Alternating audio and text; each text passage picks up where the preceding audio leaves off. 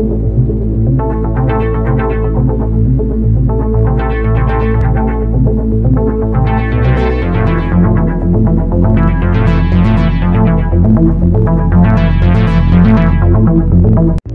yi dal leen ak jàmm ci seen YouTube Kawtef TV International ginnaaw bi bàkk bi daanoo ñu fas yéene na jukkil Kawtef yi fi jot a ruuse ci kàllaamay wolof di la ñaan aussi nga dem abonné su fekkee abonné ko te bul fàtte bës cloche de notification bi pour vidéo buñ dugal nga mën see jot.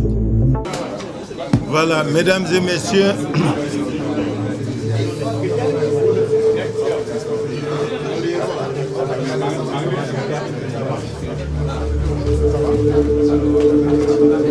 mesdames et messieurs, nous sommes très heureux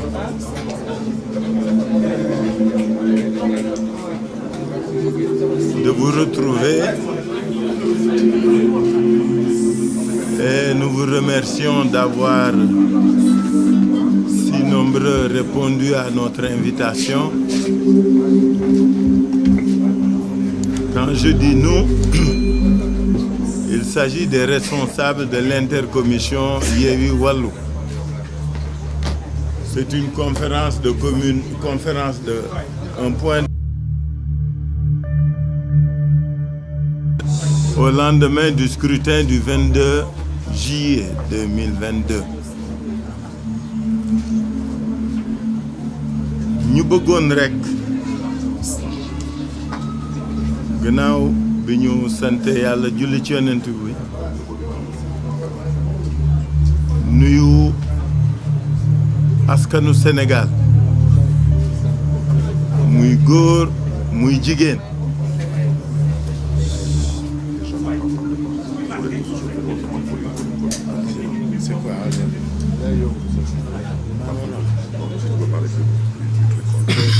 bon, excusez-moi, hein, j'ai perdu la voix depuis 3 jours. Alors donc mani dama bëggoon au nom de intercoalition Yewwi Wallu gërëm sant ñi nga xam ne ñëw nañu fii tey comme journaliste, comme homme de communication et de presse fekkee ci waxtaan wi nga xam ne moom la ñu bëgg a def ñun ak askanu Sénégal ñu di leen gërëm yéen journalistes yi ni ngeen ñëwee aussi nombreux di sant Yàlla bu baax nag bi mu ñu mayee gannaaw suñu dernier point de presse ñu tasewaat fii di waxtaan fas yéene ñuy fàttaliku ni bala ñoo dem ci élection yi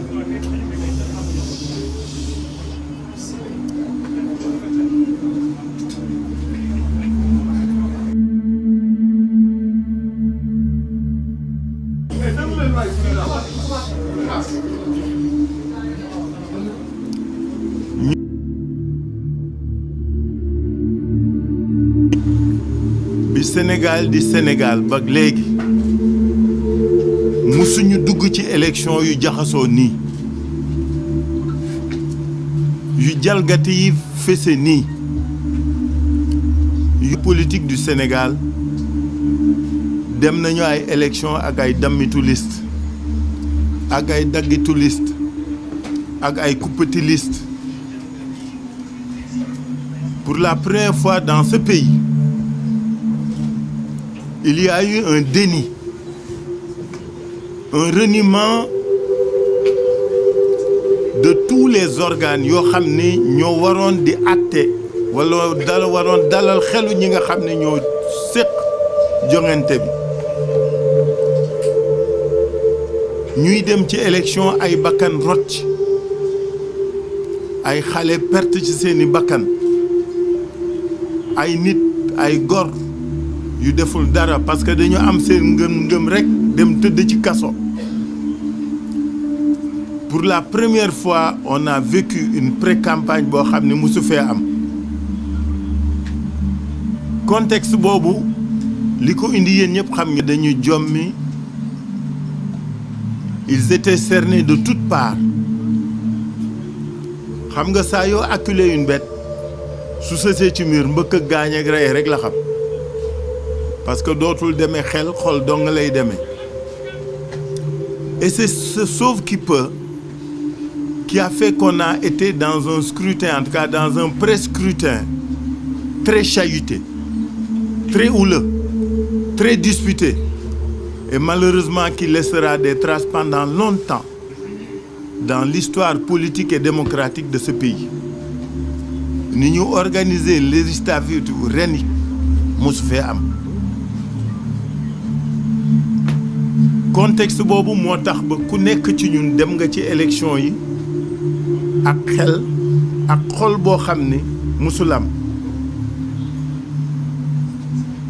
mais yàlla may nañu parce que nag loolu mooy chance su réew mi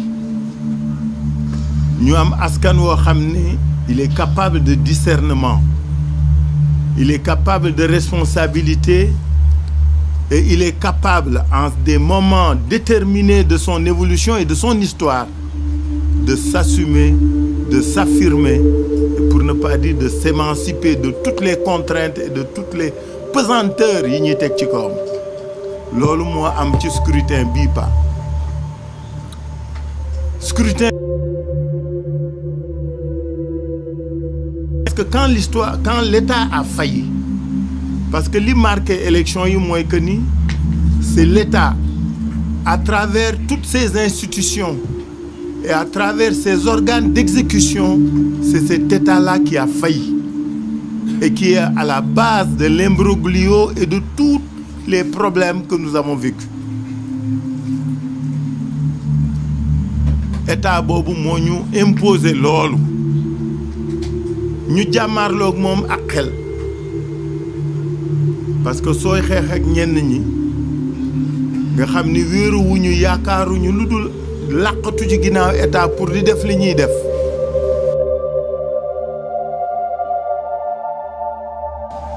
et c'est ce que nous avons fait à travers l'opposition la plus significative de ce pays. C'est ce qui explique cette présence-ci.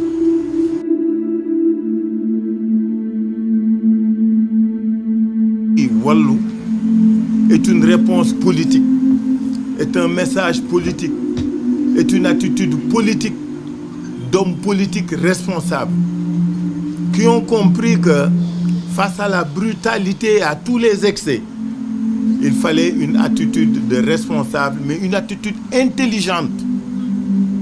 C'est ce qui a donné naissance à l'intercoalition Yewwi. Une très grosse surprise. Mais ce fut une agréable surprise pour l'opinion nationale, qui a compris qu'on l'a comprise. Parce que li ñu mës bëgg mooy dañ ne tant que opposition bi mi ngi xiiroo mi ngi divisé wu ñoom dañuy jaaxle.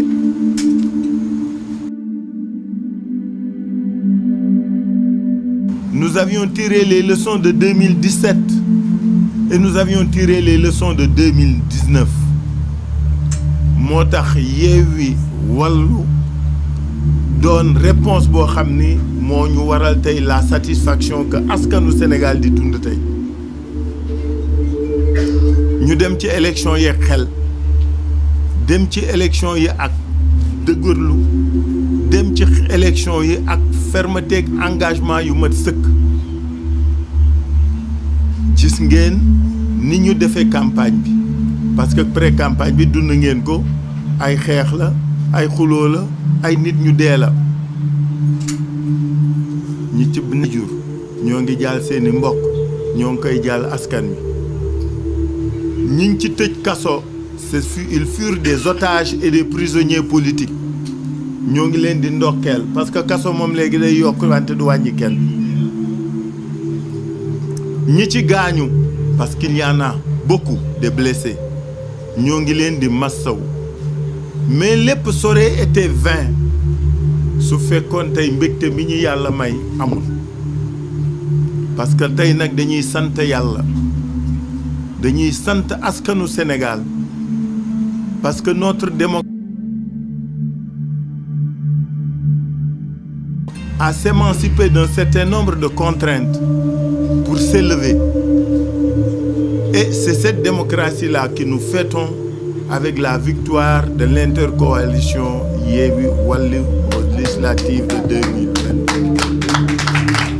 Parce que coow leeg wax ju bari yëpp loolu lañ doon bañ mais li Yàlla def tey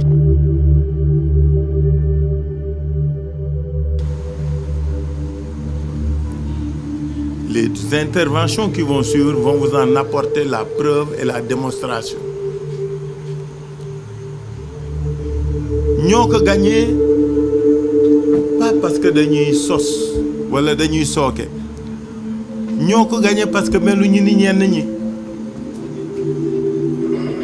ñun duñu sos PV ñun duñu créer ay victoire nous sommes de règles de texte mais sur la base de faits et de preuves. C'est avec des PV normaux issus du processus et non préfabriqués que la ñuy wax li ñu wax ñi ci tegu daañ ko wax li mu mën rek bëral Sénégal mooy dañu gagné te duñu nangu ku sàcc suñu victoire duñu nangu ku confisquer suñu victoire duñu nangu sax ku ñëw di ko jéem a tilimal wala gàkkal. Notre victoire ne fait aucun doute ci kàttanu Yàlla mais surtout grâce aux Sénégalais et aux Sénégalaises ñu leen di gërëm di leen sant. Donc conférence de presse bi point de presse bi c'est pour vous expliquer lan la ñu am ak fan la ñu wekk li ñu wax. May féliciter bu baax les têtes de liste de Wallu et de Yewwi. Wallu avec le président Wade qui n'a plus rien à prouver mais qui par son engagement nous montre qu'un combat pour la vie c'est un combat de conviction et de foi. Kooku du fay du naax saay et le fait qu'à l'âge où il en est qu'il soit capable de venir s'investir de parler aux Sénégalais de démocratie de développement et de liberté dañ ko ameel njukkal. National Yewwi Ousmane Sonko qui a fait une très belle campagne n'en déplaise nag aux autres parce que looloo ñu waral tous nos problèmes. Les gens d'en face ne voulaient pas de nos leaders, ne voulaient pas de nos responsables dans cette campagne. La seule chose qu'ils ont Yewwi si suuxa bi la ne gëm-gëm la projet la yéene la yaakaar la bëgg-bëgg la mat-mat la jëriñ askan wi liggéeyal askan wi liggéey ngir askan wi liggéey ak askan wi loolu la ñu sóorul ci xol bi la ak ci xel yi dara mënu koo fay. Que tous nos leaders aient été écartés de la course a été une source de motivation et de fierté de servir l'idéal Yewwi et tous les candidats de Yewwi. C'est la raison pour laquelle des hommes comme Barthélémy et tous ceux qui sont derrière nous méritent d'être félicités parce qu'ils ont compris les enjeux et ils ont pris la place de tout le monde. Loolu rek la gars yi sóorul woon xamuñu woon ni Yewwi dara mën a koo fay xel lañ leen tontoo wuñ leen xol. dañ leen wax ni ñun ñoo leen ëpp xel ñoo leen gën a muus soo amee doole wala ngay jëriñoo doole jàmbur doo réfléchir lu bari looloo leen dal su ñuy woon tey je suis sûr que si c'était à recommencer il n'invaliderait jamais notre liste parce que li ñu sénégalais yi wan ren ci taxaw ci adhésion ci contenté ci mbégte ci engagement mënuñu leen ko fay yàlla na leen ko yàlla fay au nom de l'intercoalition ñoo ngi gërëm askan ak Yewwi ci adhéré ci fi ñu leen woo ci adhéré ci taxawal démocratie boobu mooy première leçon bi. Deuxième leçon bi mooy ni campagne bi ak élection yi demee gis ngeen na mu demee rafet na lool que ce soit la campagne de Wallu, que ce soit la campagne de Yewwi, ce fut une adhésion populaire sans faille. Avec peu de moyens nag fayuñu kenn dara joxuñu kenn dara. C'était massif, c'était populaire, c'était animé. Mbégte rek nga ciy jële. ñetteel bi mooy dañu amoon projet. demuñu ci élection yi naan nit ñi voté leen ñu ngir lii. dañ ni un autre Sénégal est possible. Nous invitons tous les Sénégalais à venir le construire ensemble. On était dans une œuvre, une entreprise de co-construction d'un nouveau pays, d'une nouvelle nation, d'un nouvel État et d'un nouveau projet économique et social qui promeut le Sénégalais et uniquement le Sénégalais, entièrement le Sénégalais.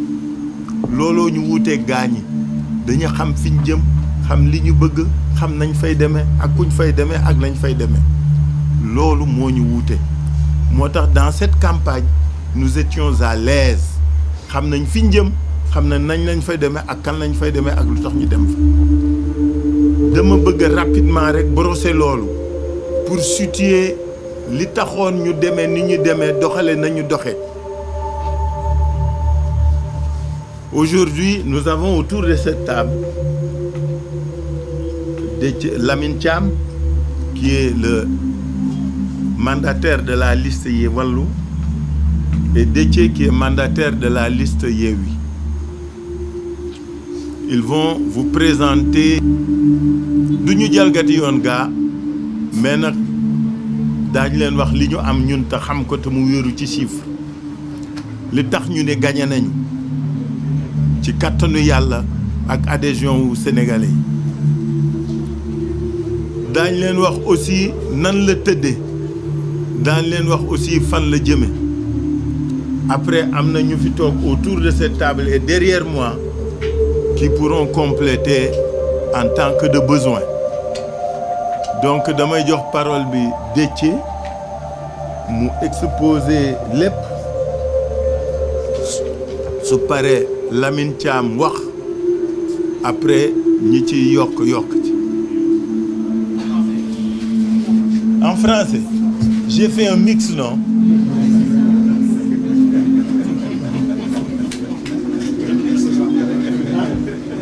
Ah ouais, j'ai fait un mix, moi.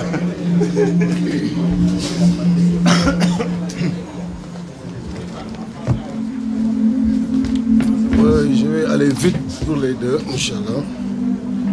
Kon asalaamaaleykum mbokku sénégalais yu ñuy seetaan yëpp di nuyu ku nekk ci turam ak santam di leen nuyu journalistes yi fi nekk di am mbégte toog fii encore une fois pour remercier mes sant sénégalais yi. Pourquoi? Parce que benn conférence de presse dañu def boobu ba tey intercoalition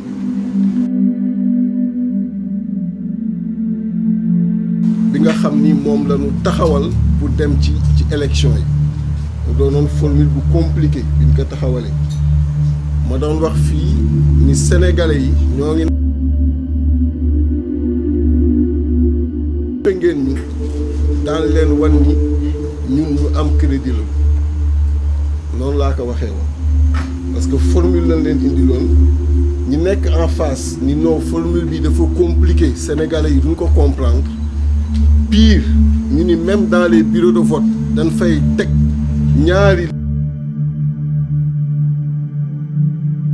sénégalais yi wane ni lu ñu indi rek ils sont capables de comprendre beaucoup plus que ni ñu ko yaakaaree woon et loolu lañu waxoon fii bi ñu toogee et loolu dafa vérifié wu ci vote démb bi am na ay déperditions comme toute formule mais yi nga xam ni dañu nekk dans des proportions acceptables donc di gërëm sénégalais yi ci compréhension très rapide bi ñu am ci formule bi parce que c'est une formule bu ñu xaarul woon l'État bu ko xamoon du ko bàyyi mu jàll c'est une formule bu bees mais bu ñu comprendre rapidement di leen ci féliciter di wax nag ni gis nga président Macky Sall ak ñi mu àndal danoo yàgg di am benn jëf bu ñuy def heure bu ñu xamee ni perdre nañu élection li ñuy njëkk def mooy teel a génn pour mën a jaxase xel yi seen habitude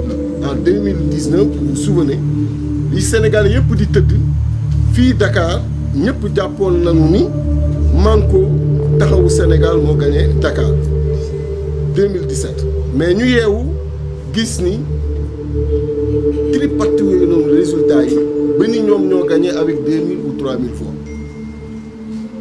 yéen ñëpp jaaxle ngeen démb bi madame Mimi Touré génne di joxe ay résultats alors qu'en ce moment moom ci boppam xamoon na ni kenn pareegul au niveau national di compiler seen compilation pour mën a am résultats yu vrai parce que ils ne sont pas plus organisés que nous tout le monde sait qu'en termes d'organisation Yewwi Askan Wi amul lu muy xaar ci kenn ils le savent parce que les équipes sont là et ailleurs di travailler à temps réel waxtu bi muy joxe même président yi nga xam ne ñoo nekk ci tribunaux yi ñoom xamuñu kan moo gagné ku gagnéwu mënoon nañ def comme ñoom mais xam nga nit yaay def sa bopp kilifa wala doo def sa bopp kilifa te respect dafa bokk boo war am ak askan wi booy taxaw di wax ak ñoom nga wax leen lu dul deñ et c'est juste ça mais di leen wax et le président Khalifa wax na ko léegi am na yi nga xam ni dafa mënatul am Sénégal nit gagné nga confisquer victoire bi dafa mënatul am Sénégal nit gagné nga naan yaa ngi jéem jaxase xel yi mënatul am Sénégal d'autant plus que ñan ñoo nekkoon di joxe résultats yi mais c'est cette presse minuit pour jox leen ñi nga xam ne ñoom ci seen bopp ñi koy couvrir xam nañ li muy wax demeewul noonu on a beaucoup de respect pour elle très sincèrement mais ñi nga xam ni ñoo doon joxe résultats yi seen ay organes xam nañu ni ñoom li ñu joxe ak li madame Mimi Touré wax ci waxtu boobu wute na am na ay journalistes yi nga xam ne ils n'ont même pas pu se retenir c'est dans la même salle lan ko wax ba foofu am ay tolof yu leen fa dal ñu leen ci mastaw donc pour leur dire que vraiment nanu génn ci schéma boobu du schéma bu gën du schéma buy indi dal ci réew mi et du schéma buy sénégalais yi di accepter parce que suivre ngeen campagne bi aussi bien pour Wallu et pour Yewwi les sénégalais ñoo génn massivement partout où on est passé en 14 jours on a fait pratiquement tout le pays daanaka nelawuñu tooguñu et foo dem sénégalais yi ay 4 heures 3 heures du matin di la xaar sous la pluie sous le soleil xam nga ñooñu tey nga bëgg confisquer li ñu exprimer xel waru ko sax mën a xalaat parce que da ngay indil réew mi guute gi nga xam ni du mën a dem donc déjà elle a parlé de 30 départements yu mu gagné et elle a fait une précision bi nga xam ni ci loolu rek mënoon ngeen ko ci arrêté dafa ni je rappelle que 30 départements la ñu gagné alors que c'est 46 départements elle l'a précisé à 2 reprises au moins boo leen ko déglu au moins et quand elle parle des 30 départements yu mu gagné dugal na ci 3 départements wu diaspora et donc si dans ce que tu proclames tu mets les départements de la diaspora dans le dénominateur ça ne peut plus être 46 il faut nga def les 8 de la diaspora et le dénominateur progresserait de 46 à 54 donc la première incohérence mathématique c'est-à-dire que tu peux pas dire j'ai gagné 30 et ci 30 yooyu nga dugal ci 3 diaspora ni ça c'est 46 limitant seulement département au Sénégal yi alors que dugal ci 8 diaspora yi donc le dénominateur doy jóge 46 jëm 54 donc elle aurait pu dire j'ai gagné 30 sur 54 mais elle dit 30 sur 46 manipulation 1 dans les 30 yi mu wax yéen ñëpp suivre ngeen que cité na ci Tivaouane gis ngeen PV yi cité na ci Goudomp gis ngeen par la suite PV yi cité na ci aussi Afrique du Nord gis ngeen par la suite PV yi cité na ci Sédhiou gis ngeen par la suite PV yi donc par respect pour elle duma wax le mot qui sied ok mais c'est pour dire rek que yéen ci seen bopp xam ngeen ni demeewul noonu démonstration scientifique ni mu demee te mu wér mooy Dakar Yewwi Askan Wi Wallu gagné nañ ko ak doole te Dakar 7 députés la Barthélémy Diaz mi ngi ni toog def na liggéey bi ak équipe bu Wallu gagné nañ ko c'est ça la vérité. beneen vérité bi mooy Rufisque intercoalition bi gagné na ko ça fait 2 députés comptez avec moi. beneen bi mooy Kër Massar intercoalition gagné na ko ça fait 2 députés. beneen bi mooy Rufisque donc Pikine intercoalition bi gagné na ko ça fait 5 députés. beneen bi mooy Guédiawaye intercoalition bi gagné na ko foofu 2 députés la. beneen bi mooy Thiès intercoalition bi gagné na ko 4 députés la. beneen bi mooy Tivaouane intercoalition bi gagné na ko 2 députés la. beneen bi mooy Bignona intercoalition bi gagné na ko 2 députés la. Ziguinchor intercoalition bi gagné na ko 2 députés la. Oussouye intercoalition bi gagné na ko 1 député la. Kébémer intercoalition bi gagné na ko 2 députés la. Bambey intercoalition bi gagné na ko 2 députés la. Mbacké intercoalition bi gagné na ko 5 députés la. Saint-Louis intercoalition bi gagné na ko 2 députés la. Sédhiou intercoalition bi gagné na ko 2 députés la. Goudomp intercoalition bi gagné na ko la même chose. Saraya intercoalition bi gagné na ko 1 député la. Europe du Sud intercoalition bi gagné na ko 3 députés la. ENOC Europe du Nord, de l'Ouest et du Centre intercoalition bi gagné na ko 3 députés la. Amérique et Océanie intercoalition bi gagné na ko 1 député la. Asie et Moyen-Orient intercoalition bi gagné na ko 1 député la. Afrique du Nord intercoalition bi gagné na ko 1 député la. Afrique australe intercoalition bi gagné na ko 1 député la. boo leen totalisé ci 112 députés yi nga xam ni moo nekk seulement ci département yi 55 yi au moment où je vous parle mi ngi ci intercoalition Wallu ak Yewwi mu des yi nga xam ni décompte yaa ngi continuer et PV yi génn mais au moment où je vous parle 55 députés sur les 112 mi ngi ci intercoalition mënuñ ci wedd dara te boo leen xoolee département yi ma lim xam ngeen Sénégal ni mu tëddoo électoralement parlant wér na leen mooy département yi ëpp doole ci Sénégal moo tax dans l'analyse comme ñoom dañuy wax ay nombre de départements on est allé au-delà après démonstration que nombre bi mu wax conforme à la réalité on est allé au-delà parce que les départements n'ont pas le même poids électoral ñun département yi ñu gagné boo jëlee bu nekk le nombre d'électeurs ba fa nekk nga additionné département yooyu nombre d'électeurs yi day représenter 55%. Vous avez bien retenu le chiffre. 55% du fichier électoral. C'est que ñun département yi ñu gagné boo jëlee seen nombre d'électeurs additionné leen day représenter 55% yi ñu amagum ko 55%.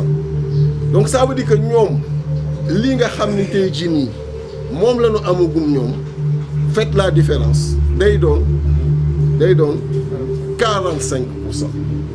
Voilà les chiffres xam nga en mathématiques les chiffres sont beaux quand vous les présentez tout le monde comprend et amul manipulation moo tax koy gis muy wax te waxul chiffre rek xamal ne mi ngi manipuler nombre de départements laa gagné 30 jóge fa dem waaye kii lii ñu def nii defuñu ko parce que mënuñu ko def et jàpp leen bu baax li ma leen di wax nii pourquoi parce que après les 112 députés yi nga xam ni moo nekk ci département yi dañu dem avec l'intercoalition la formule bi ñu teg en place discuter ak ñoom loolu très sérieusement ba wàqi leen fa wàqi yu metti dafa am 53 députés yi nga xam ni mooy la liste proportionnelle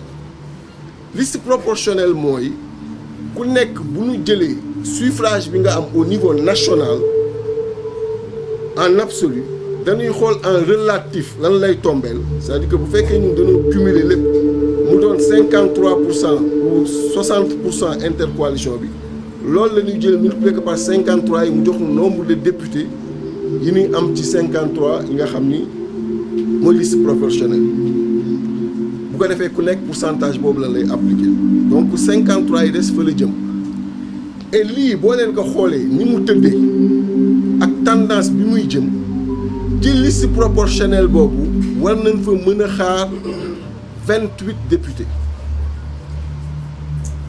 liste proportionnelle boobu moo tax ñu leen di dànkaafu parce que on est en train de suivre on sait que am na ay départements yi nga xam ni présentement ñoo ngi jéem a gonfler pour mën a li ñu leen wàqi ci département yi ñu jéem ko rattraper ci proportionnel yi parce que c'est à ce niveau que ça va se jouer moo tax département périphérique yi nga xam ni neen ñu mooy seen titre foncier ce qui n'est pas vrai parce que gis ngeen ci beaucoup de départements yi nekk tey jii nii au Fouta ni fa intercoalition bi ñëwee différemment de ce qui se passait moo tax on est en train de suivre de très près parce que la correction bi ñu bëgg def ñoom c'est à ce niveau pour mën a gonfler suffrage yooyu mu mën a ñëw ci liste nationale bi mën a rattraper ou permettre leen ñu décaler donc moo tax on est en train de suivre mais aujourd'hui projection yi à ce niveau day doon 28 au minimum faites la somme de 55 plus 28 ça vous donne combien ça vous donne un mine de 83 l'Assemblée nationale c'est 165 députés quand il y a 83 donc tu as la majorité voilà ce qui se passe donc au moment où je vous parle l'intercoalition Yewwi Wallu a la majorité au niveau de l'Assemblée nationale kon jàpp leen que les Sénégalais grâce ak seen ñambar grâce ak seen haute intelligence et ça je le dis président la haute intelligence des Sénégalais man ça m'a pas surpris parce que waxoon naa ko fii que dans le comprendre schéma grâce à leur haute intelligence ils ont renvoyé Benno Bokk Yaakaar à l'opposition parlementaire à l'Assemblée nationale donc jàpp leen tey ni opposition parlementaire bi biir Assemblée nationale Benno Bokk Yaakaar la majorité parlementaire foofu Assemblée nationale intercoalition Yewwi Wallu la loolu mooy dëgg ci te loolu naka accepté kon président de l'Assemblée nationale ci intercoalition bi lay jóge Macky Sall bëgg que ak mu bañ que opposition mooy doon deuxième personnalité du pays loolu la yàlla def donc naka nangu jàmm am dañuy alerter nag kilifa yëpp yu fi nekk ci lii nga xam ni c'est mathématique nit mënu ko bouger loo que ñu bàyyi xel ci fi Macky Sall jëm te madame Mimi Touré annoncé ko démb parce que du jàll te lu leen wax ni du jàll xam ngeen ko lu ñu war a joxe pour mu bañ a daal daan ko joxe parce que ay surseeg ay tëñaaleeg yooyu tey wuñu askan bi moo nu ko jaral kon nanu bàyyi lii nga xam ni askan bi dafa teel a jóg topp ñu fépp ci campagne bi xaar ñu ci nawet bi xaar ñu ci naaj bi jox ko opposition bi nanu bàyyi loolu ñu yóbbu ko assemblée nationale ñu bañ ko changer ci préfecture yi bañ ko changer ci tribunaux yi bañ ko changer conseil constitutionnel après conseil constitutionnel li mu jot a def comme ñoom bi donc nanu bàyyi li sénégalais yi bind mu demee noonu kon lii mooy li ñu leen bëggoon présenter pour résumer que en 5 minutes en français c'est pour vous dire tout simplement que madame Mimi Touré, vous l'avez suivi hier, a fait un point de presse pour revenir sur le nombre de départements gagnés par la coalition Benno Bokk Yakaar en prenant en dénominateur commun seulement le nombre de départements à l'intérieur du pays, alors que dans le décompte des départements gagnés par Benno Bokk Yakaar, il a eu à introduire au moins 3 départements de la diaspora. Et en toute rigueur, le 46 qu'il a pris comme dénominateur commun devrait passer à 54 et elle devrait rapporter les 30 sur les 54.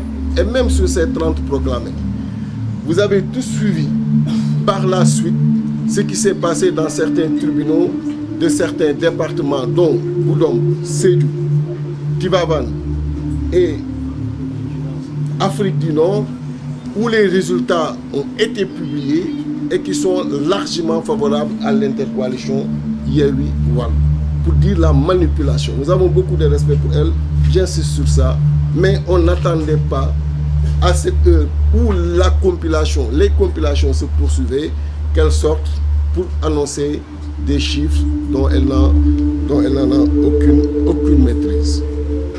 Mais les chiffres qui sont réels et que je viens tout à l'heure de vous présenter donnent la coalition, l'intercoalition Yewwi Wallu, 55 députés sur les 112 qui étaient en compétition au niveau des départements au moment où on vous parle.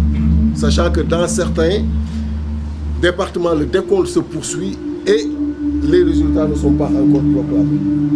Et des proclamations de ces résultats, nous allons justement revenir sur ça. Mais retenez qu'au moment où je vous parle, 55 des 112 députés qui étaient pourvus au niveau des départements reviennent à l'intercoalition. Et c'était ça le schéma. Le schéma, c'était de retrouver Macky Sall dans les départements avec une formule qui permettrait de contenir le mode de scrutin multiplicateur. Ce qu'on appelle un mode de scrutin multiplicateur, vous avez suivi ce qui s'est passé en 2017. 49% avaient voté pour Macky Sall, moins de 1 Sénégalais sur 2. Et au niveau de l'Assemblée, il a obtenu les 75% des sièges, 3 députés sur 4. Vous savez donc qu'il n'y a pas eu une cohérence. Et si on devait rester dans le schéma où chacun resterait de son côté, il aurait encore bénéficié de ce mode de scrutin multiplicateur et aller gagner majoritairement au niveau des départements et nous laisser disputer les places sur la liste nationale. Ce qu'on a compris et on a apporté cette réponse politique, mathématique, pour lui opposer une formule qui permet de contenir ce mode de scrutin dans les départements. C'est ce qui fait cette progression, même si nous avons vu justement qu'il y a encore d'autres départements dans lesquels il y a des manipulations qui ont existé et nous les suivons de très près. Et ces départements que nous avons gagnés représentent, si on cumule le nombre d'électeurs dans ces différents départements, ça représente 55% du fichier électoral au moment où on vous parle. Et donc Macky Sall, les départements supposés gagnés par Benno Bokk Yakaar ne représentent que 45%. Ce sont des chiffres importants qu'il faudrait retenir parce qu'ils ont l'habitude de parler plus du nombre de départements gagnés que de leur poids électoral. Tout le monde sait que Dakar n'a pas le même poids électoral que Matam, même si l'électeur est de la même dignité. Mais en termes de poids électoral, tout le monde sait que les départements n'ont pas la même dignité électorale. C'est ça la vérité. Et donc nous avons pris les départements à grand potentiel électoral. Ce sont ces départements-là que nous avons gagnés. Ce qui fait que nous avons gagné, cumulé, les départements qui font 55% de l'électorat, là où eux, ils ont gagné les départements qui font 45% de l'électorat. Rentrez avec ces chiffres, parce qu'ils n'ont jamais voulu le sortir. Parce que c'est un chiffre qui montre qu'ils sont aujourd'hui derrière l'intercoalition. Et pourquoi ces chiffres sont importants? C'est leur contribution sur la liste nationale. Parce qu'en plus des 112 députés, il y a 53 qui sont affectés sur la liste nationale et la répartition dépendra du pourcentage obtenu par chaque coalition. Et des projections que nous avons aujourd'hui et qui vont se confirmer, nous aurons sur ces 53 au moins 28. Et si vous faites l'addition des 55 plus 28, vous savez nettement que l'intercoalition Yewwi Wallu aura 83 dans une assemblée nationale qui compte 165 députés et par conséquent aura une majorité au niveau de l'Assemblée nationale. Donc retenez que le prochain président de l'Assemblée nationale sera issu de l'intercoalition Yewwi Wallu. C'est ça. Et que donc la deuxième personnalité du pays viendra de cette intercoalition. Retenez également une autre chose inédite. La prochaine opposition parlementaire sera Benno Bokk Yakaar. C'est ça la vérité. Nous avons été pendant longtemps l'opposition parlementaire, mais les Sénégalais en ont décidé ainsi. Et il faut que ce choix-là soit respecté. Les Sénégalais ont décidé d'une cohabitation au niveau de l'Assemblée nationale. Nous leur avons vendu un programme, nous leur avons présenté les axes forts de ce programme et il faudrait que le président Macky Sall accepte ces résultats pour qu'on puisse dérouler au niveau de l'Assemblée nationale et croiser les besoins de ces Sénégalais qui nous ont suivis partout sous la pluie et sous la chaleur très forte dans certaines zones et qui ont attendu à des heures tardives nos différentes coalitions pendant la campagne électorale et profiter pour encore une fois remercier et féliciter toutes les populations sénégalaises pour cette grande sympathie qu'ils ont eu à nous manifester partout où on est passé. Féliciter nos têtes de liste comme l'a fait le président Khalifa Sall, Ousmane Sonko avec cette très belle campagne qu'il a eu à faire, le président Abdoulaye Wade représenté par le mandataire national Mamadou Lamine Thiam que nous avons croisé un peu partout. Ce n'était pas facile de faire une campagne en 14 jours et de toucher tous les départements du pays. Ça nous a valu énormément de sacrifices, ne pas dormir, justement parce que quelqu'un qui aspire à prendre en charge les préoccupations des Sénégalais compte tenu de la forte affection qu'il a envers eux, doit consentir en toutes circonstances ces sacrifices et ces leaders ont eu à les faire et c'est le lieu de les féliciter encore une fois. Merci Monsieur le Président. Voilà ce que je voulais présenter. Je donne la parole au président Mamadou Lamine.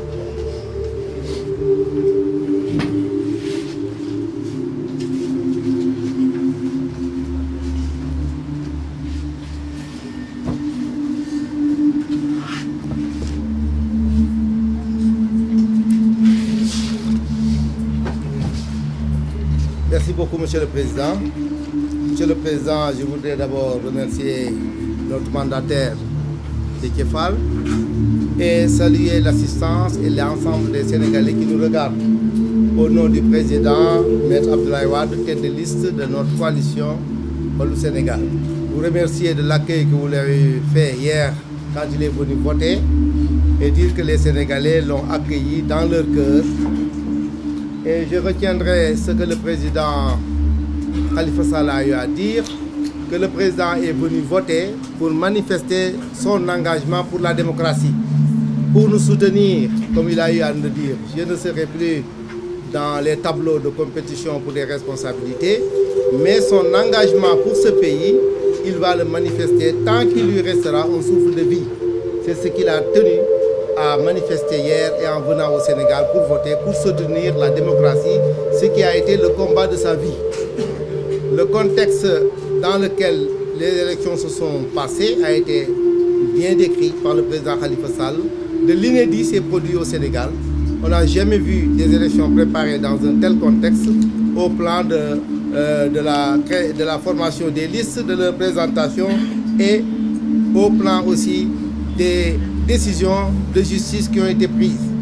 Mais la riposte des Sénégalais a été que, quelles que soient les manipulations que le régime de Benno Bokk Yakaar a mis en place pour barrer la route à l'opposition et barrer la route à ce sentiment grandissant au niveau des Sénégalais, ce sentiment de changement, quelles que soient les stratagèmes imaginés par le régime Benno Bokk Yakaar, l'opposition a eu la sagesse et l'ingéniosité politique de produire un système politique inédit qui nous a permis donc d'aller à l'assaut de la cagnotte que préparait le Benno Bokk Yakaar, notamment le suffrage au niveau des départementales. quand nous avons parcouru le Sénégal, dans l'ensemble des régions des 46 départements, nous avons rencontré les Sénégalais qui nous ont parlé, qui nous ont partout manifesté leur désir de changement. On l'a dit, de par la nuit, sous le soleil, à chaque fois que les caravanes du Yewwi, que les caravanes du Wallu passaient, les Sénégalais étaient là à nous exprimer leur soif ardente de changement. Et donc, cela, ils l'ont manifesté dans les urnes. Ils se sont manifestés, il y a eu de la pluie souvent, il y a eu des intempéries le jour du vote hier, mais vous avez vu que les Sénégalais, l'opposition en particulier, est sortie massivement voter. C'est ce résultat que nous venons de vous présenter par le mandataire Déthié. Alors, il reste maintenant que les Sénégalais ont foi à l'opposition. Les Sénégalais ont manifesté le désir de changement. Et ce désir de changement ne doit pas être travesti. Nous avons aujourd'hui donc le devoir de veiller à préserver le suffrage des Sénégalais et leurs décisions. C'est pourquoi donc l'opposition s'opposera à tout coup de force. Nous mettons en garde le régime du Benno Bokk Yakaar. Aucun coup de force ne passera. Les Sénégalais seront debout avec nous pour préserver leur victoire. Aujourd'hui, il faut que le Benno Bokk Yakaar se le tienne pour dire. Le président Macky Sall avec sa coalition sont battus. C'est inédit au Sénégal. Et la cohabitation politique, ce n'est pas une honte. C'est de la politique. Il faut qu'ils soient des démocrates. Le Sénégal doit expérimenter l'ensemble des systèmes politiques. Puisqu'ils sont dans un système démocratique évolutif, il faut qu'ils acceptent les règles du jeu. Sinon, on n'a qu'à arrêter de faire des élections. Le système démocratique a produit cette fois-ci des coalitions Wallu Yewwi. Il a produit, ce système a produit la cohabitation, qui est aujourd'hui la volonté des Sénégalais de ne plus laisser l'Assemblée nationale au Benno Bokk Yakaar. Ils ont décidé que l'opposition sera majoritaire et elle l'est. Il faudrait donc que le régime l'accepte. On n'acceptera pas de coup de force. On nous parle de manipulation, d'achat de PV qu'ils ont commencé à l'extérieur et tous les systèmes dont ils avaient l'habitude. On ne l'acceptera pas. Nous invitons tous les Sénégalais à se tenir debout pour l'ensemble des mots d'ordre de l'opposition s'il y a des coups de force électoraux. On n'acceptera pas que d'un coup de force électorale se produise au Sénégal. Nous avons bâti campagne, nous avons demandé aux Sénégalais de voter pour nous, les Sénégalais ont voté pour nous, nous avons le devoir de préserver avec eux leur suffrage et nous le ferons. Donc nous n'accepterons pas de coup de force. Il faut que le suffrage des Sénégalais soit respecté, il faut que la victoire de l'opposition soit préservée et qu'elle nous soit donnée. La prochaine Assemblée nationale sera une Assemblée nationale de cohabitation politique dominée par la coalition Wallu Yewwi. On l'a bien dit que le prochain président de l'Assemblée nationale viendra des rangs de l'opposition de l'intercoalition. En tout cas, nous tenons à le dire assez clairement. Nous n'accepterons pas un coup de force électoral. La coalition Benno Bokk Yakaar est battue et il faut qu'elle se le tienne pour dire. Il faut aussi qu'elle accepte les règles du jeu. C'est la démocratie qui l'impose et ce n'est pas une honte, on leur dit. Voilà moi ce que je voulais dire. Je vous remercie. Merci beaucoup, président. Voilà. Bon. Assalamu alaikum mbokk yi. Ñu ngi leen di gërëm yéen ñëpp di leen sant ci accueil bi ngeen xam ne si def ngeen ko démb président Abdoulaye Wade gis nañ ni journaliste yëpp ñëw ngeen fa. Président Abdoulaye Wade sunu tête de liste mi ngi leen di nuyu yéen ñëpp. Ñu ngi féliciter tête de liste yi muy le président Sonko et le président Abdoulaye Wade ak les équipes de campagne qui ont battu campagne au niveau du Sénégal. Di wax rek ni li nga xam ne si président Abdoulaye Wade def na ko dagg paas jóge Europe ñëw wote si dem xëy démb wote nekkul dara lu du won Sénégalais yi rek ni nit dafa war a gëm réewam nit dafa war a am engagement patriotique pour son pays.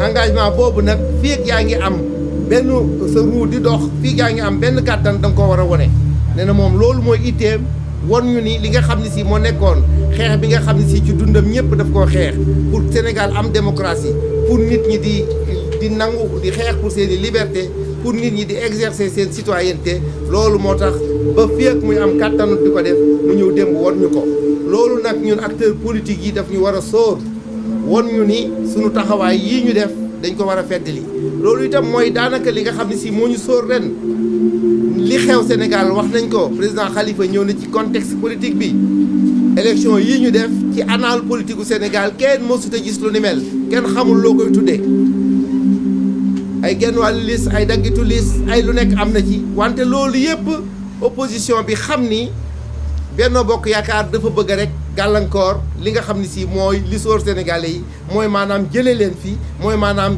ànd ak opposition bi biñ ko comprendre ñu demee xel parce que wolof danaan fu doole xajul xel a fay dem ñu dawal suñu ay xel trouver système boo xam ne si danañ leen ci fekk looloo tax accord yi ñu def ko dugg ci fekki Benno Bokk Yaakaar fa nga xam ne si fa la daan cibbe lim ñuy rawe ñu dem xëccoo ji ko ak moom mooy département yi ba tey jii gis ngeen résultat bi nga xam ne si am nañ ko ci des 112 députés yi nga xam ne si ñoom la ñu war a xëccoo ak moom ci département yi yàlla jox nañu fii ñu toll juróom fukk ak juróom te jàpp nañu ni Koumpentoum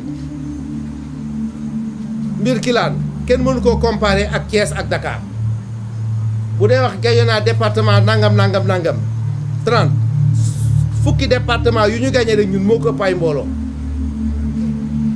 loolu la sénégalais yi war a xam ñun département yi ñu gañe ay juróom-ñaari député lañu ay ñeenti député lañu ay juróomi député lañu département ñoom yi ñu gañe yi ñu wax ni gañe nañ ko mel nu Mbuur moo ci ñeenti député yi ci des yëpp ay benn ak ñaari député la donc li ñuy wax ni ñoom loolu la ñu gañe ak ñun li ñu gañe bokkul te kenn mënta comparer tey ji population nga di Guédiawaye man maa ko gañe nga di ko comparer ak Goudomp wala nga di ko comparer ak Birkelane wala Koumpentoum wala dëkk yu ndaw yooyu Kanel loolu moo tax ñoom li ñu gañe ak ñun li ñu gañe bokkul loolu moo tax ni ko Déthié expliqué ginnaaw juróom fukk ak juróom yooyu ñu am mbooloo yooyu nga xam ne si am nañ ko te mooy versé ci sunu liste nationale yi loolu mooy tax liste nationale bu mag bi 53 députés yi ñu war a xëccoo ñoom mënatuñ ca am majorité mënuñoo fexe ba am ca ñaar fukk ak juróom ndax amuñu 50%. ce qui veut dire donc que ñun la fa nekk ñoo koy jël wala ñoo leen cee ëppale moo tax boo ko tegee ñun war nañ caa am ñaar fukk ak juróom-ñett loolu boo ko dollee ak li ñu jotu amagun ci décompte yi teg romb nañ ñun am nañu déjà majorité loolu moo tax ñu wax ni incha allahu rabbi assemblée nationale bii di ñëw assemblée nationale la boo xam ni si opposition moo ko war a dominer ñun ñoo fa am majorité waa Benno Bokk Yaakaar ñooy war a nekk groupe parlementaire minoritaire bu assemblée nationale maanaam bu opposition loolu nag ñu wax ni sunu ngañaay lii duñ ko caaxaanee ngañaay lii ngañaayu Sénégal la sénégalais yi ñoo jóg taxaw fépp foo dem ci campagne bi muy guddi muy naaj muy taw sénégalais yi accueillir la ànd ak yow wax la seen métit yi ñu am ci Sénégal ñu nit ñu dig leen ni incha allahu rabbi bu ñu woteelee bu ñu demee assemblée nationale danañ ànd ak ñoom ci ay loi yu ñuy dindi ak yu ñuy defar pour saafara ko kon boog loolu nag ñun ñi xam si ñoo ciy seen njët dinañ ànd ak ñoom pour ñu sàmm suñu ngañaay du ñu nangu mukk ñu koy foqat ci gis na ñi ni manipulation yi ñu ngi tàmbali manipulation ba cay jëkk mooy waxu falaa bi nga xam ne si madame la tête de liste du Benno Bokk Yaakaar wax na ko bii ku ko dégg rek xam ni falaa la journaliste yi fa nekkoon ñoom ñëpp dañoo jaaxle plateau télévision yi ñu ko doon déglu ñoom ñëpp dañoo fay seen rajo xam ni bii wax mënatuñ cee commentaire ndax waxu falaa la te bu ngeen gisee presse bi tey ci suba itam ngeen gis ni mu ko traité xam ni ñëpp xam nañ ni lii wax falaa la waxu politique la pour rek jox ay nitam lu ñu fanaanoo pour seen xel xaw a dal wante chiffres yi ñu leen wax mooy lu nga xam ni si mooy lu wér kon boog na ngeen xam ni danañu taxaw ànd ak yéen du ñu nangu mukk ñuy nangu suñu victoire danañu taxaw ànd ko xeex ak ñoom lépp nag luñ ci bañul duñ ko ci bañ sàmm suñu victoire na ñëpp taxaw ku ci nekk la nga gañe xam nga ko mu ñu waxee lu dul noonu ñun danañu jóg taxaw ànd ak population yi défendre suñu victoire ñu ngi leen di ñaan yàlla nag nañu nekk ay démocrate jeu démocratique boo ci duggee da nga koy nangu lam la jox wate bi am na ci jàmm Sénégal yëpp génn nañu ci jàmm ku nekk wate ji def la nga wate fa nga bëgg buñ ko wàññee la mu wone nañ ko biral nañ ko misaal mooy assemblée nationale bi ñun ñoo cay nekk kon boo ku bëgg a taxaw naan da nga koy foqat ci loo ci góobe yaa ngi koy gar na nga xam ne sénégalais yi ak ñun danañ ànd taxaw pour loolu du fi am loolu laa leen bëggoon a wax maa ngi leen di gëm di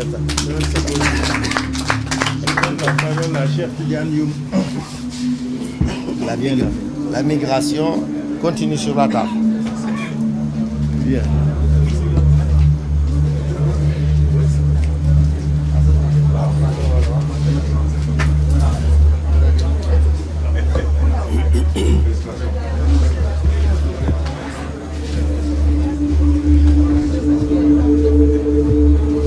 Mesdames, Messieurs les journalistes, bonjour. Je commencerai par remercier et féliciter le peuple sénégalais qui a su faire preuve de beaucoup de maturité.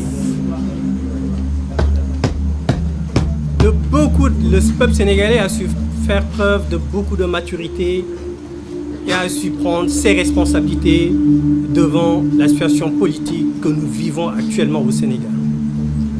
Avant d'aller plus loin, je féliciterai aussi l'honorable député et maire de la capitale de Dakar, Barthélémy Diaz, qui a encore laminé la coalition Benno Bokk Yakaar et ça commence à être une habitude à Dakar. Dakar sera la capitale que Macky Sall ne gagnera jamais durant 12 ans de règne. Il ne l'a pas gagné, il ne l'avait pas gagné, il ne le gagnera pas jusqu'en 2024. Comme mes prédécesseurs l'ont annoncé, nous avons suivi hier avec beaucoup de stupéfaction une tragicomédie jouée avec beaucoup de désinvolture par la tête de liste de la coalition Benno Bokk Yakaar. Et cela n'est rien d'autre qu'un manque de respect du peuple sénégalais. Ce même peuple qui auparavant, quelques heures auparavant, avait manifesté sa volonté pour dire non au président de la République, M. Macky Sall, pour dire non à sa gouvernance. Et malgré cette volonté affichée, à minuit, la tête de liste de la coalition Benno Bokk Yakaar s'est présentée pour dire qu'ils ont gagné plus d'une trentaine de départements. Et comme vous l'avez tous remarqué, sans argument et sans preuve. Et cela est extrêmement grave. La politique, ce n'est pas de la comédie. Les politiciens ne sont pas des comiques, ni des comédiens. Et Dieu sait que j'apprécie les comiques et les comédiens. La politique, c'est du sérieux. Les élections, c'est quelque chose d'extrêmement sérieux. Dans la sous-région, plusieurs pays ont été en feu et en flamme parce que des dirigeants irresponsables ont eu des comportements irresponsables entraînant ces pays, posant les jalons d'une instabilité chronique. Et notez bien que le Sénégal n'est pas à l'abri de cette situation. Donc il faudrait que les responsables de la coalition Benno Bokk Yakaar sachent prendre de la hauteur avec beaucoup de dignité. Ils ont été battus. Le peuple sénégalais s'est exprimé. Une victoire claire, une victoire nette, une victoire précise, comme l'a si bien rappelé Déthié Fall et le mandataire doyen Thiam. La victoire, elle est claire. Ils ne peuvent plus voler. 2022 n'est pas 2017. 2029 n'est pas 2019. Ils ont su voler en 2017. Ils ont su voler en 2019. Mais 2022, ce ne sera pas possible. Il vous l'a clairement expliqué, Déthié Fall, le président Déthié Fall. C'est mathématique. Et nous disons au peuple sénégalais que la victoire, qui n'est rien d'autre que la leur, est bien sécurisée. Cette victoire, la coalition Benno Bokk Yakaar ne peut pas leur voler, ne peut pas leur la voler. C'est impossible. Aujourd'hui, comme nous l'avons dit et redit, la cohabitation est une réalité. La cohabitation est obligatoire. Elle est irréversible. Et ça, c'est la volonté divine. Ils n'y peuvent rien, c'est comme ça. Ils auront beau tricher, ils auront beau verser de l'argent, essayer d'acheter la conscience des Sénégalais, mais notez bien que seul le travail paye. Et la coalition, l'intercoalition Yewwi Wallu a travaillé. Et vous l'avez vous-même remarqué lors de cette campagne. Durant 2 semaines, puisque nous avons commencé la campagne qu'après les fêtes de la Tabaski, nous n'avons fait que 2 semaines de campagne et nous avons parcouru tout le Sénégal. Avec une adhésion populaire. Les Sénégalais ont épousé la coalition Yewwi Askan Wi, l'intercoalition Yewwi Wallu. Ils l'ont accompagné. Vous voyez bien cette campagne populaire que nous avons menée. Et pendant ce temps, à chaque sortie de la coalition Benno Bokk Yakaar, ils ont été hués. Donc les résultats que nous avons vus hier n'ont été que logiques. C'est la volonté des Sénégalais. Les Sénégalais ne veulent plus de la coalition Benno Bokk Yakaar, ne veulent plus de Macky Sall, ne veulent plus de sa gouvernance. Il faudrait qu'ils acceptent cette situation. Ils n'ont pas le choix. Ils ne peuvent plus voler des élections. C'est fini, c'est révolu. Ils ne doivent pas poser les germes de futurs troubles dans ce pays. Les Sénégalais n'en veulent pas. Et c'est parce qu'ils n'en veulent pas qu'ils ont choisi l'intercoalition Yewwi Wallu. Il faudrait que la coalition Benno Bokk Yakaar et son président, M. Macky Sall, se rendent compte de cela. Comment peut-on, le jour des élections à minuit, outrepasser la loi, proclamant des résultats sans PV? Ces gens, ils sont dangereux. La coalition Benno Bokk Yakaar, je me rends compte, enfin je me demande, est-ce que l'intérêt des Sénégalais les préoccupe? Comment peut-on à minuit proclamer des résultats sur aucune base, sachant que cette situation peut générer des troubles, peut provoquer un chaos, d'autant plus que les gens aux qui il parlait, ce sont ces mêmes personnes qui leur ont dit qu'on n'en voulait plus de vous. Nous leur demandons de revenir à la raison, de se rendre compte que les Sénégalais ne veulent plus de la gouvernance de Macky Sall. Autre leçon que nous tirons de ce scrutin, c'est qu'en fait les Sénégalais détestent les transhumants. De Médina à Pambal en passant par Pikine et dans d'autres localités sur le territoire national, les Sénégalais ont vomi les transhumants. À Médina, vous voyez ce qui s'est passé. Celui qui pensait être l'homme de la Médina, il a été vomi par les habitants de la Médina. À Pikine, j'en parle pas, j'en passe. Je parle de Pambal puisqu'on a eu un maire qui a été porté par la coalition Yewwi Askan Wi. À quelques jours du scrutin, a été coopté par le président de la République et il a été laminé. Donc, les Sénégalais détestent les transhumants.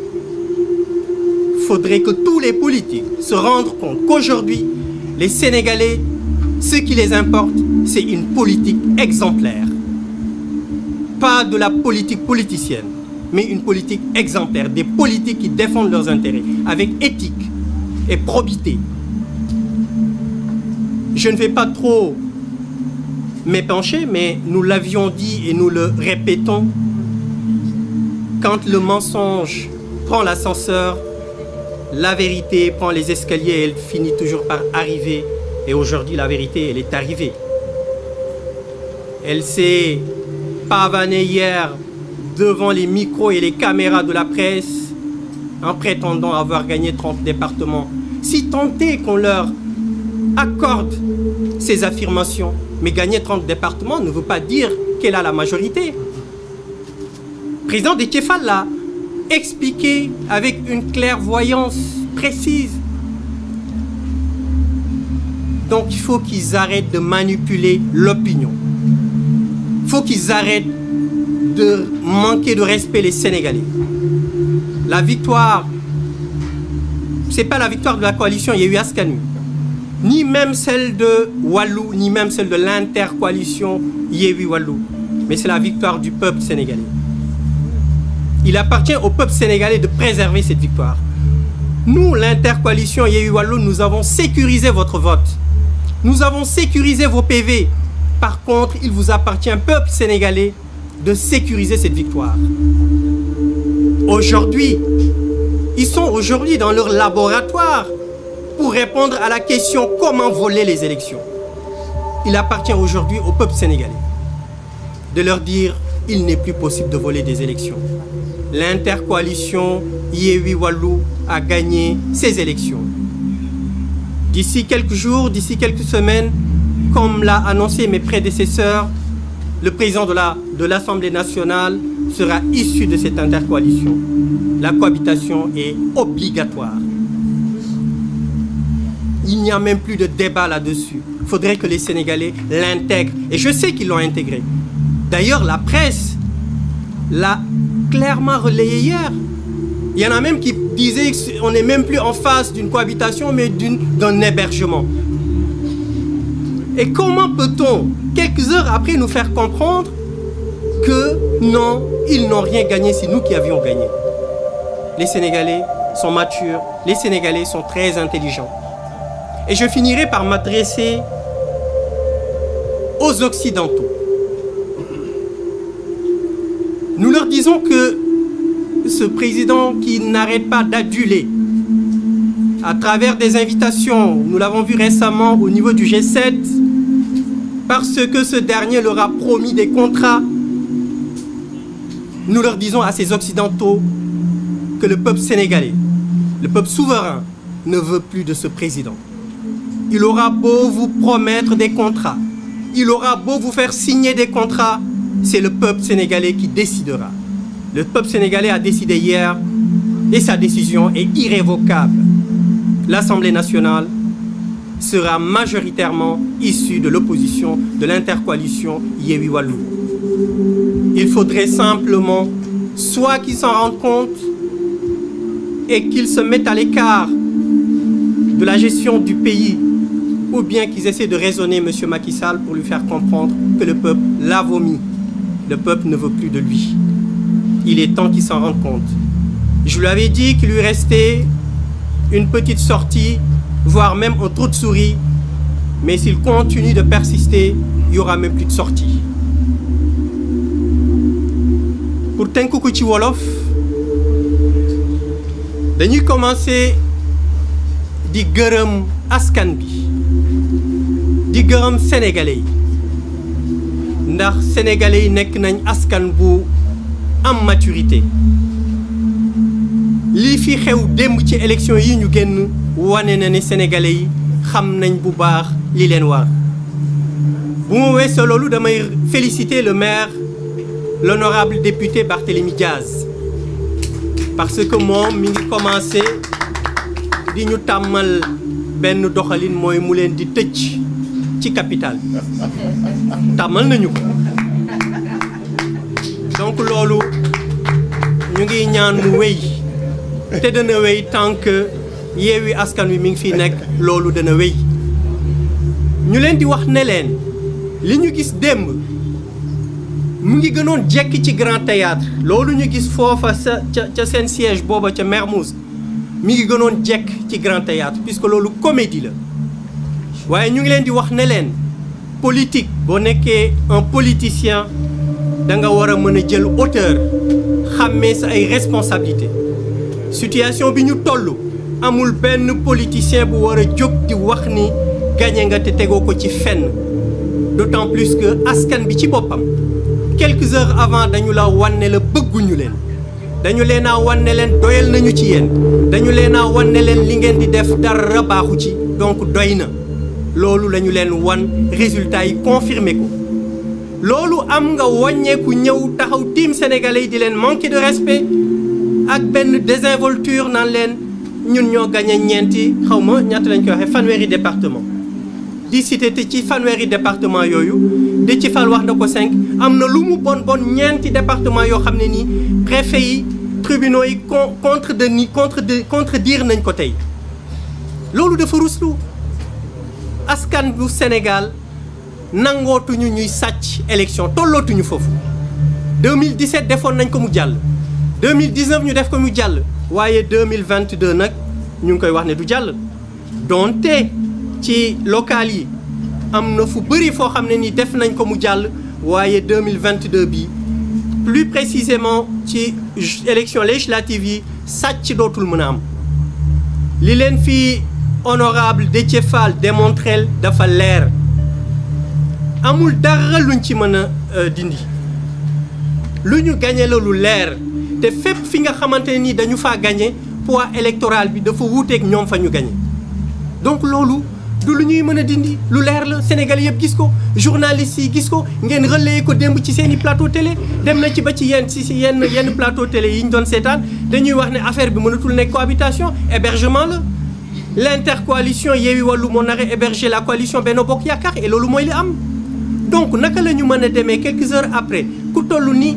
tête de député coalition Benno Bokk Yaakaar taxaw à minuit di manquer de respect aux Sénégalais ñu ngi leen di wax loolu dafay ji fitna ci dëkk bi loolu dafay ji ay trouble ci dëkk bi waru leen su fekkee ne responsabilité yu ñuy woote mi ngi ci ñoom loolu waruñu ko def waaye bu ñu ko defee dinañ leen wax ne leen ñun duñu leen bàyyi te ñu ngi wax sénégalais yi ne leen vote bi nga xam ne nii def nañ ko wóolu intercoalition Yewwi Wallu jox leen seeni vote boobu danañ ko sécuriser PV yooyu sécuriser nañ ko waaye ñu ngi leen di wax askan wi yéen seen vote victoire bii ñu am tey du victoire u Yewwi du victoire u Wallu du victoire u intercoalition bi victoire u peuple sénégalais la donc yéen a ko moom seen victoire la donc seen victoire yéen a ko mën a garder yéen a ko mën a préserver ñun préserver na leen seen i vote ak seen i PV waaye victoire bi yéen a ko mën a préserver dinañ ko def nag ak yéen ñun ñëpp ñu bokk taxaw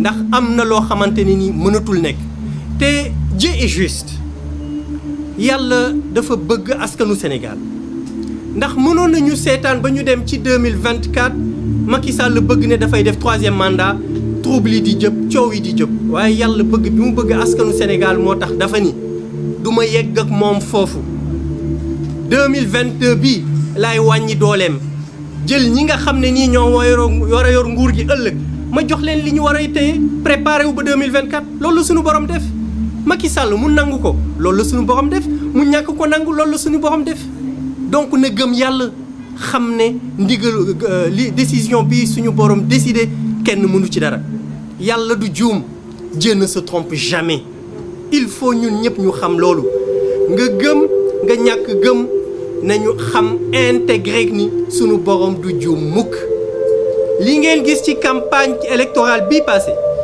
loolu misaal la woon démb moo ko concrétiser ñun fu ñu génnee Sénégal yi ànd ak ñun noppaluwuñu dañ doon tëdd 3 heures du matin yeewu 6 heures du matin taxaw ànd ak sénégalais yi di leen wax suñu programme di wax yéene bi ñu am ci ñoom sénégalais yi gëm loolu ànd ci ak ñun ñoom pendant ce temps fu ñu génn ñu yuuxoo leen waaw yow mën nga ci campagne électorale foo génn ñu yuuxoo la nga bëgg ñëw ne da nga gañ te ñi lay yuuxu ñooy voté ñii ànd ak ñee di leen tàccu ñooy voté loolu xel mënu ko jàpp donc nañu respecté sénégalais yi xam ne sàccum élection jeex na ci dëkk bi majorité bi l'intercoalition Yewwi Wallu moo ko am te di fàttali Macky Sall li ko Serigne Moustapha Sy waxoon bi ñuy coowu 3e mandat bi mu ne leen xaar leen ndax dina yeggali 2e mandat bi mbir yi leer na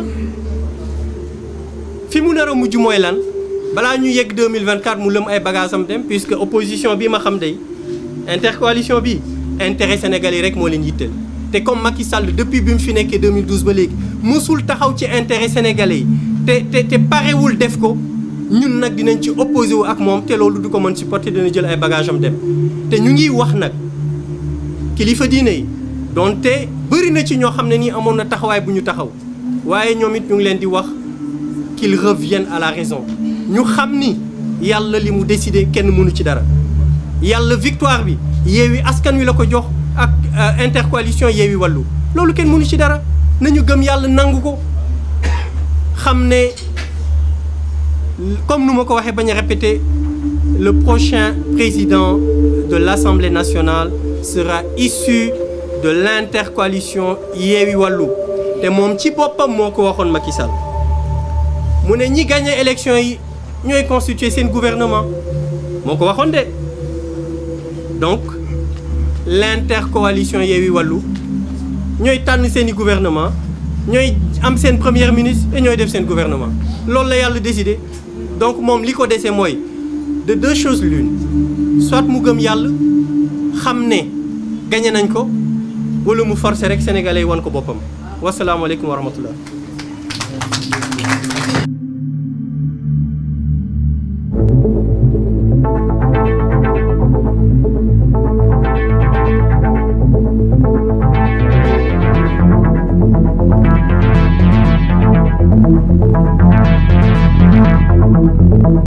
mbokk yi dal leen ak jàmm ci seen YouTube Kawtef TV International ginnaaw bi bàkk bi daanoo ñu fas yéene na jukkil Kawtef yi fi jot a ruuse ci kàllaamay wolof di la ñaan aussi nga dem abonné su fekkee abonné ko te bul fàtte bës cloche de notification bi pour vidéo buñ dugal nga mën see jot.